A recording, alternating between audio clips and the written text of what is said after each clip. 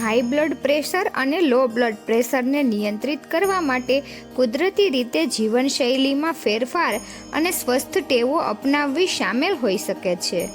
શું તમારે દવા વગર જ હાઈ બ્લડ પ્રેશરથી છુટકારો મેળવવો છે?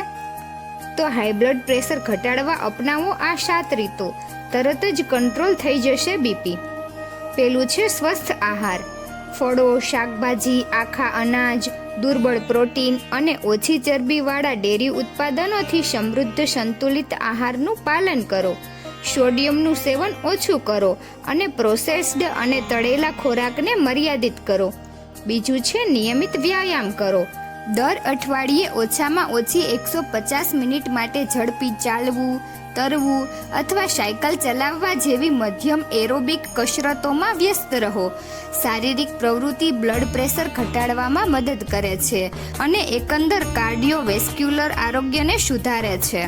ત્રીજું છે સ્વસ્થ વજન જાળવી રાખો. નિયમિત વ્યાયામ અને પૌષ્ટિક આહારના સંયોજન દ્વારા તંદુરસ્ત શરીરના વજન માટે લક્ષ્ય રાખો.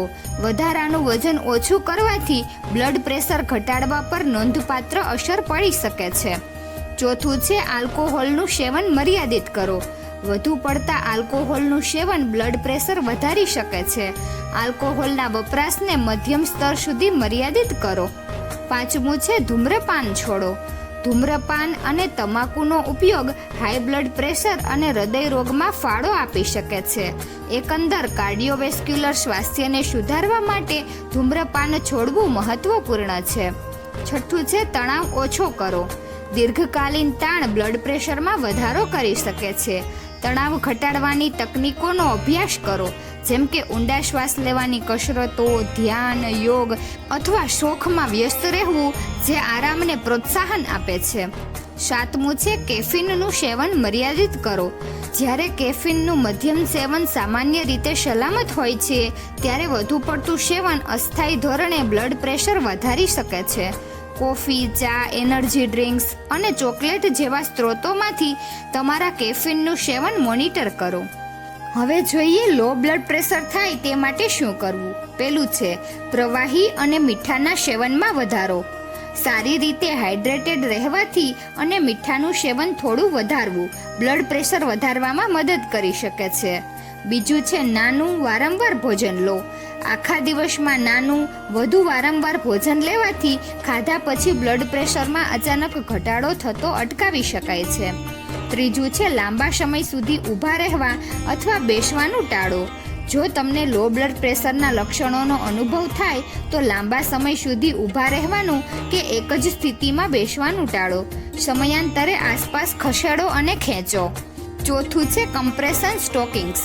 લો બ્લડ પ્રેશરની સંભાવના ધરાવતી વ્યક્તિઓ માટે કમ્પ્રેશન સ્ટોકિંગ્સ પહેરવાથી રક્ત પરિભ્રમણને સુધારવામાં મદદ મળે છે અને પગમાં લોહીનું એકઠું થતું અટકાવી શકાય છે.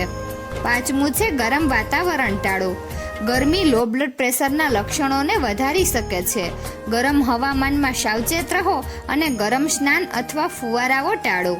છઠ્ઠું છે નિયમિત વ્યાયામ કરો. ચાલવું અથવા સ્વિમિંગ જેવી હળવાથી મધ્યમ કસરતો રક્ત પરિભ્રમણને સુધારવામાં અને બ્લડ પ્રેશરને નિયંત્રિત કરવામાં મદદ કરી શકે છે. કસરતની પદ્ધતિ શરૂ કરતા પહેલા હેલ્થકેર પ્રોફેશનલની સલાહ લો. સાતમું છે હેલ્થકેર પ્રોફેશનલની સલાહ લો. જો તમે સતત હાઈ અથવા લો બ્લડ પ્રેશરનો અનુભવ કરી રહ્યા છો તો હેલ્થકેર પ્રોફેશનલની સલાહ લેવી મહત્વપૂર્ણ છે. તેઓ વ્યક્તિગત માર્ગદર્શન આપી શકે છે, જો જરૂરી હોય તો દવા આપી શકે છે અને તમારી સ્થિતિનું નિરીક્ષણ કરી શકે છે. તો મિત્રો, તમને આ વિડીયો કેવો લાગ્યો જરૂરથી કમેન્ટ કરજો. જો સારો લાગ્યો હોય તો વિડીયોને લાઈક અને શેર કરજો અને અમારી ચેનલને જરૂરથી સબસ્ક્રાઈબ કરજો. વિડીયો અંત સુધી જોવા બદલ ખૂબ ખૂબ આભાર.